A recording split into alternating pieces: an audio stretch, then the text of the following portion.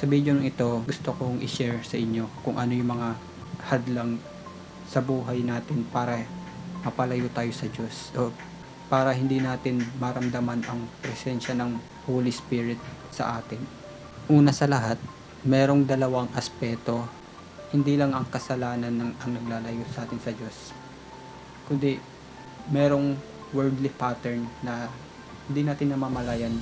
Ayun na pala yung nagiging buhay natin, daily routine, pagising sa umaga, ano yung una mong binubuklat, ano yung mas excited kang buksan, mas excited ka bang buksan yung Biblia mo, o mas excited kang buksan yung social media mo, mag-scroll.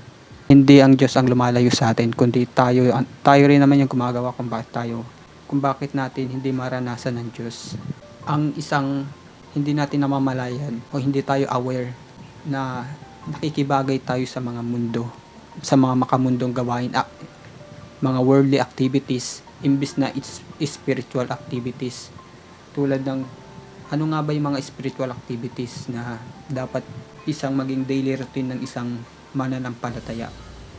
Number 1 dyan is reading the scripture, reading your Bible at home, prayer, social activity sa mga ka-churchmate mo, fellowship.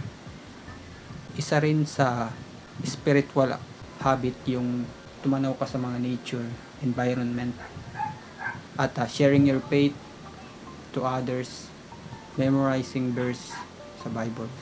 Dapat mo tong iwasan kung gusto mong maranasan ang presensya ng Diyos, yung movement of God, yung Spirit of God sa iyong buhay. Romans chapter 12 verse 2, renew your mind and do not conform to the pattern of this world. Ano nga ba yung mga daily habit na mga ginagawa ng mga taong namumuhay outside spirituality? Number 1, social media.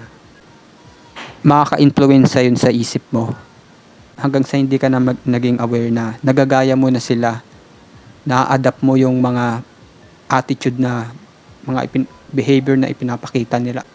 Kailangan mong itigil kung gusto mong mapalapit sa Diyos. Kailangan mong itigil yung paggamit mo ng social media pero sa maling paraan.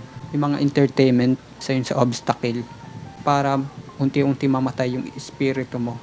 Kumbaga, mas lagi mong binubusog yung physical body mo kaysa sa spiritual mo.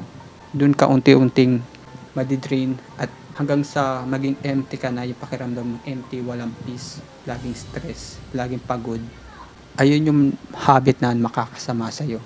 Kaya kung gusto mong mas lalong mapalapit sa presensya ng Diyos, change your habit, your daily routine, your cycle pattern of your mind. Mas mabuti kung aware ka sa isip mo, nakokontrol mo yung gusto mong maka-impluwensya sa isip mo, sa buong pagkatao mo.